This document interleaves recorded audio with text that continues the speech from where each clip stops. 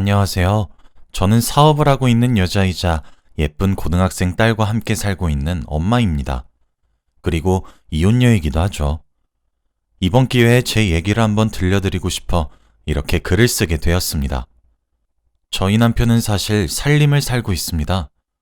보통 가정에서는 남자가 밖에서 돈을 벌어오고 여자가 가정주부로서 집에서 살림을 살지만 저희 가정은 완전히 반대였어요. 남편은 저희 회사에 들어온 직원이었습니다. 저희 집은 대대로 사업을 하고 있는 집안이었는데 저는 저희 아버지의 회사를 물려받기 위해 경영 수업을 하고 있었죠. 막 드라마에 나올 것처럼 엄청나게 커다랗고 번쩍번쩍한 그런 대기업은 아닙니다. 평범하고 자그마한 사업체예요. 수입은 그래도 괜찮지만요. 저는 아버지의 옆에서 직접 일을 배우면서 경영을 배워나가고 있었습니다. 그때 신입사원으로 들어온 제 남편을 만나게 되었죠. 당시의 남편은 지금처럼 제게 쓰레기 같은 존재는 아니었습니다. 오히려 반짝반짝 빛이 나는 사람이었어요. 열심히 구슬땀을 흘려가며 이리 뛰고 저리 뛰고 그런 열정적인 사람이었죠. 직원 내에서도 부침성도 좋은데 일하는 것에도 열정 있는 직원이라 예쁨도 많이 받았습니다. 심지어 친절하고 자상하다며 여직원들 사이에 인기도 꽤 있었나 보더라고요. 물론 사장의 딸이었던 제게도 예외는 없었습니다. 저는 사장실에서 아버지 바로 옆에서 경영을 배우고 있었고 남편은 신입사원이라 사실 잘 마주치지도 않았거든요. 그러던 어느 날 회사의 전체 회식이 있던 날이었습니다. 아버지는 제게 회사 사람들과 더 어울리고 오라고 하시며 먼저 집으로 돌아가셨어요. 남편은 그렇게 혼자 남은 제가 자신과 같은 신입사원인 줄 알고 먼저 말을 걸어왔습니다. 그 상황에 재밌어서 전 아무런 말도 하지 않았죠. 그러면서 우린 그날 가까워졌고 일은 벌어지고야 말았습니다. 다음날 외박한 딸을 보며 저희 아버지는 불호령을 내리셨습니다. 그리고 바로 그날 제 뱃속에 아이가 생겼어요. 당연히 저희 집안은 뒤집어졌습니다. 집안의 수준 차이가 정말 많이 났었거든요. 사실 저와 남편의 빈부격차는 정말 극명한 수준이었습니다. 저는 대대로 물려받고 있는 사업체를 운영하는 집안에서 태어나 부족함이 무엇인지 모르고 자란 외동딸이었고 남편은 우리가 흔히 달동네라고 이야기를 하는 그런 곳에서 자랐거든요. 쌀이 없어 라면을 부순 뒤 나눠 먹으면서 끼니를 해결한 적도 있다고 했어요. 그래서 저희 집에서는 아이를 지우라고 성하셨습니다. 하지만 저는 이미 뱃속에 자리 잡은 아이를 지운다는 결정을 내릴 수가 없었고 그것은 제 남편도 같은 입장이었어요. 우린 그렇게 번갯불에 콩 볶아 먹듯 결혼식을 올리게 되었습니다. 하지만 많은 사람들의 예상과 달리 제 결혼 생활은 정말 평화로웠고 결혼 후에 보여주는 남편의 모습에 뒤늦게 사랑에 빠지게 되었습니다. 저희 아버지께서는 옛날 분이시기도 하고 좀 꽉 막히신 부분이 많이 있어서 정말 가부장적이셨거든요. 그런데 남편은 임신한 저를 쥐면 부서질까 불면 날아갈까 유리구슬처럼 대하는 모습에 정말 행복을 느꼈습니다. 그러던 도중 아이도 태어났고 다른 집들과 다르게 살림을 남편이 돌보게 되었죠. 제 마음속 한켠엔 남편이 일을 그만두고 집안일을 한다는 것에 죄책감이 있었습니다. 남편은 저와 결혼을 하게 된 이후 회사를 그만두게 되었거든요. 아무래도 뒤에서 하는 말들이 아프게 느껴졌나 봅니다. 그리고 살림을 산다는 것도 굉장히 힘든 일이잖아요. 그래서 저는 처음부터 생활비 몫을 아주 넉넉히 빼서 남편에게 줘버렸어요. 그리고 일체 간섭도 하지 않았습니다. 저희 가정이 남들처럼 월급쟁이 인생을 살고 있는 것도 아니다 보니 여유롭게 살면 좋겠다 했죠. 그래서 그랬던 걸까요? 결혼을 하고 몇 년 정도 지나니 남편의 행적이 점차 의심스럽기 시작했습니다. 사실 저는 100% 신뢰를 하고 있는 사람에게는 섣불리 의심을 품지 않아요. 하지만 만약 제게 어설프게 굴다 걸리는 순간 저는 정말 끝까지 가는 성격입니다. 남편은 바람피는 사람들의 모든 특징을 가지고 있더군요. 어느 순간부터 한시도 휴대폰과 떨어지지 않고 살았고 잦은 외출과 약속들, 게다가 저와 함께하는 시간에 시큰둥해지기까지 했어요. 그래도 자기 딸은 아주 끔찍히 여기길래 제 착각인가 했습니다. 그러던 어느 날 저는 해외로 출장을 가게 되었어요. 그런데 생각보다 해외에서의 일이 빠르게 마무리가 되어서 원래 일정보다 이틀 정도 빠르게 귀국할 수 있게 되었죠. 가벼운 발걸음으로 집으로 돌아가 보니 거실에 모르는 여자가 와서 와인을 한잔한 것 같은 너저분한 상태더라고요. 제 딸아이는 유치원에 보내고 말이에요. 제 얼굴을 보자마자 귀신이라도 본 듯 사색이 되어 질리는 남편의 얼굴을 보니까 화가 나도 그렇게 날 수 없었습니다. 남편은 그 여자 바로 앞에서 무릎을 꿇고 싹싹 빌기 시작했고 그 여자는 뭐가 그리 당당한지 제 집에서 두 발로 당당히 서 있더군요. 저는 그들의 꼴을 보자마자 동영상을 촬영했고 바로 경찰에 간통죄로 신고했습니다. 이혼소송을 시작했어요. 하지만 매일 밤마다 울면서 아빠를 찾는 딸아이의 모습과 자기가 정말 미쳤던 것이 분명하다며 정말 딱 한 번의 실수였다며 싹싹 비는 남편의 모습에 생각을 바꾸게 되었어요. 그 이후로도 남편의 얼굴을 가만히 보고 있으면 갈라서고 싶은 마음은 정말 굴뚝 같았습니다. 하지만 차마 아이의 얼굴을 보니 이혼소송을 계속할 수는 없겠더라고요. 제가 아이에게 아빠를 뺏어가는 건가라는 생각이 들어버렸거든요. 그렇게 우리는 극적으로 이혼을 하지 않고 저는 남편을 용서한 후 가슴에 묻기로 했습니다. 하지만 상간녀가 받을 처벌을 없애고 싶지는 않았어요. 결국 간통죄로 인해 상간녀는 1심에서 1년의 징역을 받게 되었습니다. 저는 남편이 항소하게 만들었고 그때 고소를 취하했죠. 그래서 남편의 고소는 기각이 되었지만 상간자는 확정 판결을 받아 징역을 살게 되었죠. 사실 이 방법은 상간녀가 항소하면 끝장이었지만 그러진 않더라고요. 그 이후 전 남편에게 쥐죽은 듯 살라고 경고했습니다. 믿었기에 넉넉히 주었던 생활비도 딱 정확하게 주기 시작했고 커피 한 잔의 여유는 허락했지만 그 이외 여가 생활의 지원은 딱 끊었습니다. 남편도 제게 반성문과 각서를 썼기에 아무런 불만도 품지 못했어요. 그렇게 세월이 지났고 저희 딸아이가 고등학교에 입학할 나이가 되었어요. 제가 남편의 외도를 가슴에 묻고 10년이 지난 해였죠. 10년이면 강산도 변한다고 저도 많이 누그러졌습니다. 그리고 남편도 무너진 신뢰를 회복하기 위해서인지 저와 딸아이에게 정성을 쏟기 시작했죠. 그래서 정말 꿈에도 몰랐어요. 저는 뛰는 남편 위에 날고 있다고 생각했는데 사실 남편이 제 머리 꼭대기 위에서 놀고 있더라고요. 제게는 부부 동반 모임이 여러 개 있습니다. 아무래도 제가 바깥일을 하고 있기도 하고 사업체 쪽으로도 많은 모임이 있었거든요. 하루는 그중 한 모임의 친구로부터 전화가 한 통 걸려오더라고요. 왜 여기까지 와서 자신의 얼굴을 보고 가지 않느냐는 그런 전화였죠. 저는 무슨 말이냐고 물으니까 친구가 대답하더라고요. 너 아니야? 분명 차 번호는 너 맞는 것 같던데? 오늘 우리 갤러리에 왔었잖아. 라고 말이에요. 저는 영문을 모르겠어서 잘못 본 거 아니야? 오늘 하루 종일 회사에 있었는데 무슨 소리야? 라고 했죠. 이상하다는 말을 남기고 친구와 전화를 끊었습니다. 그런데 뭐랄까? 기분 나쁜 촉이 온다고 해야 하나? 쎄한 기분이 영 가시질 않더라고요. 저는 서둘러 업무를 마무리하고 퇴근을 해 집으로 갔습니다. 남편은 아무런 일도 없다는 듯이 오늘 일찍 왔네 하며 제 저녁을 챙기더군요. 저는 그렇게 깊은 밤이 될 때까지 잠자코 기다렸어요. 밤이 깊은 이후 저는 남편의 차키를 들고 나왔습니다. 그리고 남편 차의 블랙박스를 확인했죠. 그 블랙박스 속엔 정말 상상치도 못했던 인물들이 들어있었습니다. 남편은 10년 전 법정소송까지 갔었던 상간녀와 다시 만나고 있었거든요. 제 친구가 정확히 남편의 차를 본 것이 맞았어요. 남편은 당일에 상간녀와 데이트를 하러 간 곳이 제 친구가 운영하는 갤러리일 거란 사실을 몰랐겠죠.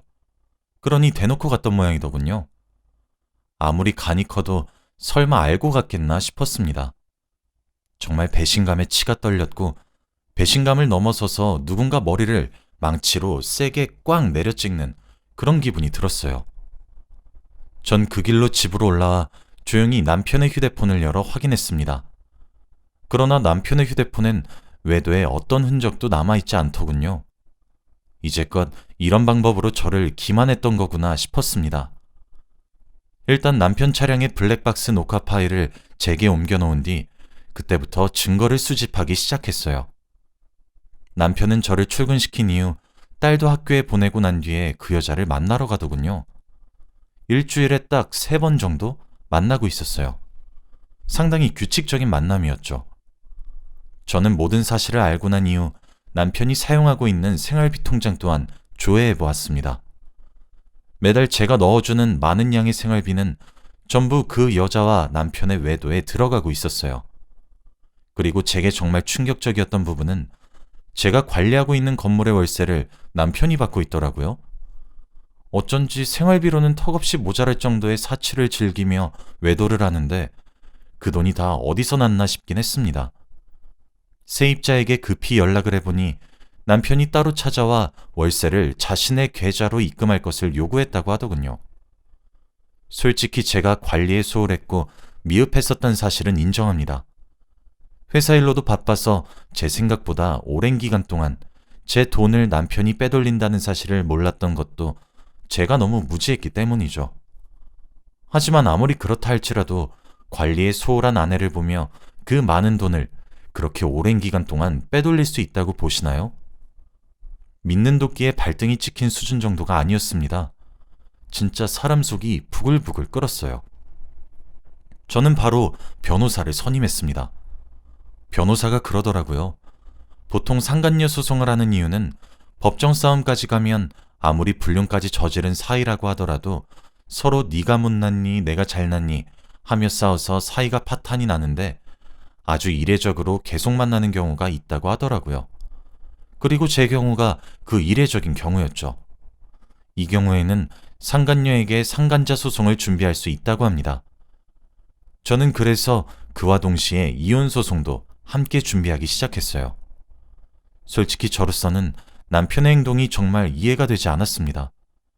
소장을 날림과 동시에 상간녀가 남편에게 연락을 한 모양이에요. 집으로 돌아가니 오줌 마려운 강아지 마냥 제 주위를 안절부절하며 맴돌더군요. 꼴을 보아하니 상간녀에게 자초지종을 들은 듯 해보였습니다. 저는 옷을 갈아입으며 물어봤죠. 제가 뭘 그렇게 못해줘서 가정을 버리면서까지 그 여자를 만나야 했냐고 말이에요. 남편은 하얗게 질려 말도 더듬기 시작했습니다. 그런 모습을 눈앞에서 보고 있자니 화가 치밀어 오르기 시작했어요. 저는 미친 듯이 화가 났고 남편을 매섭게 다그치기 시작했습니다.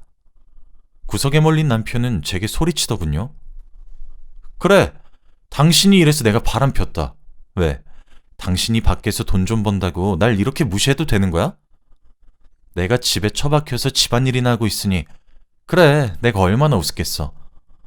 당신은 나를 한없이 초라하고 작고 비참하게 만들었는데 그 사람은 날 항상 존중해줬어. 그래서 만났어. 왜? 내가 뭐 그리 큰 죄를 지었어? 우리 결혼 생활만 17년째야. 바깥바람 한 번씩 쐬어주는 게 그리 큰 죄야? 라고 말이에요. 전 정말 그 순간 제가 잘못한 줄 알았습니다. 남편의 태도가 너무 당당해서 말이죠. 저는 걔가 당신을 존중했다고? 당신을 존중한 게 아니라 당신이 쓰고 다녔던 내 돈을 존중한 거겠지. 라고 비꼬았습니다. 그날 이후 남편은 대놓고 밖으로 나돌기 시작했어요. 아마 제가 10년 전 남편의 외도를 한번 눈 감아준 적이 있었기 때문에 이번에도 제가 이혼까지 선택하지 못할 것이라고 예상했나 보더군요. 사실 남편의 예상이 처음엔 맞았었습니다. 저도 본보기를 보여주기 위해 이혼이란 카드를 꺼냈었던 것이지 실제로 이혼하기에는 저도 용기가 나질 않았거든요. 그리고 제게는 나쁜 사람이지만 제 딸에게는 좋은, 다정한, 착한 그런 아버지였기 때문에 더욱 그랬어요. 그런데 하루는 딸아이가 제게 연락을 해오더라고요. 밖에서 단둘이 맛있는 음식을 먹으러 가자고 말이에요. 그때까진 몰랐습니다. 딸아이가 무슨 심정이었을지 말이죠. 저는 오랜만에 하는 딸과의 데이트라 즐겁게 시간을 보내기만 했었는데 집으로 돌아가는 길에 딸이 제게 무언가 보여주며 엄마, 이혼하면 안 돼? 라고 말을 하는 게 아니겠습니까? 딸이 보여준 것은 남편이 남편의 차 안에서 그 여자와 차 안에서 행복한 시간을 보내는 영상이었습니다. 딸은 거리가 조금 떨어진 곳에서 영상을 찍기 시작했더군요. 본인도 찍으면서 많이 놀란 모양인지 중간중간 딸이 숨을 들이키는 소리들도 함께 녹음되어 있었습니다. 저는 딸이 이런 동영상을 제게 보여주기까지 얼마나 많은 생각을 했었을지 너무나 안쓰러웠고, 그리고 무슨 심정으로 이런 영상을 찍었을지 감히 그 심정을 짐작조차 할 수 없어 남편에게 미친 듯이 화가 나기 시작했어요. 딸은 동영상을 제게 보여주며 펑펑 울기 시작했습니다. 자신의 손으로 부부관계를 틀어버리게 했다는 죄책감도 너무 커 보였죠. 저는 당장 무엇부터 해야 할지 도무지 알 수가 없었습니다. 일단 딸을 달랜 이후 집으로 돌아왔어요. 남편은 이제 될 대로 되란 식인 것인지 대체 무엇을 그렇게 믿고 있는 것인지 집에도 없더군요. 전 우는 딸아이의 얼굴을 보고 진정으로 이혼을 결심했어요. 그딴 것도 아빠라면 차라리 없는 편이 낫겠다 싶더군요. 저는 모든 것들을 변호사에게 고스란히 넘겼습니다. 정말 이혼이란 카드는 마지막에 마지막까지 사용하고 싶지 않았는데 딸아이의 우는 얼굴을 보니 남편이 죽고 제가 살고 싶어지더라고요. 거기다가 남편은 대체 뭐가 그리 당당한 것인지 딸이 집을 비우는 시간이 되면 저희 집에 어김없이 그 여자를 초대하기도 했습니다. 심지어 그걸 제게 걸리기까지 했죠. 제게 걸리고 나니 꽁무니가 빠져라 남편의 차에 올라타 도망가려고 하더군요.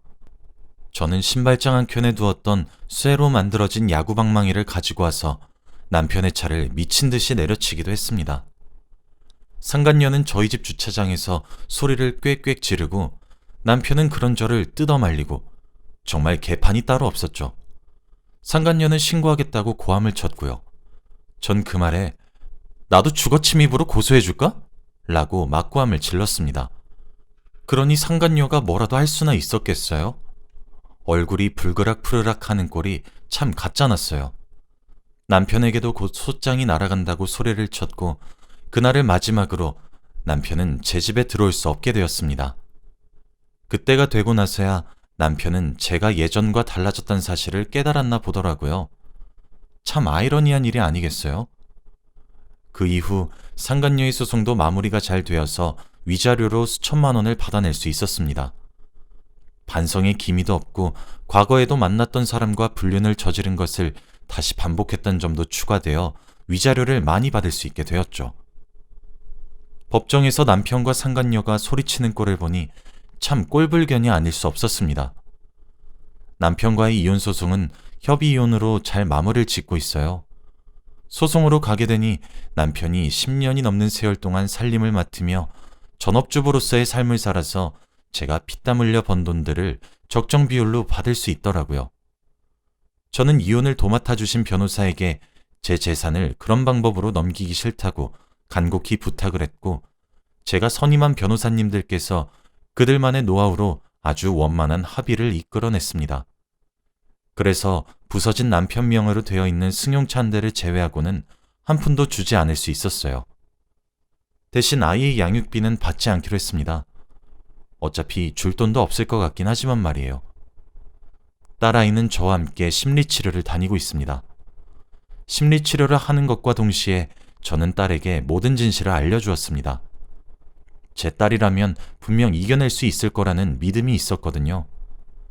딸아이는 자신이 화목한 가족의 형태를 깨부신 것 같다는 죄책감에 아직 많이 힘들어하고 있긴 합니다. 저는 매번 딸아이에게 알려줘서 고맙다고 말을 해주며 이겨내길 기다리고 있어요. 아마 제 남편이자 본인의 아버지인 그 사람을 용서하지 못하겠죠. 저는 인생에 있어서 알 만큼 아는 나이가 되었다고 생각했는데 아직도 인생은 참 알다가도 모르겠습니다. 사람 마음 하나 제대로 알기도 어렵고 사람과 사람 사이에 많은 관계가 얽혀 있다는 사실이 아직도 많이 어렵네요. 남편은 그 이후 지금이라도 가정으로 돌아가면 안 되겠냐며 사정을 하고 있지만 저와 딸아이는 받은 상처가 커서 그런지 남편의 그림자 한 자락도 꼴 보기가 싫어요. 시간은 많이 걸리겠지만 저도 딸아이도 이번에 받은 상처를 딛고 한층 더 성장하길 바라는 마음뿐입니다. 제 긴 이야기를 들어주셔서 감사합니다.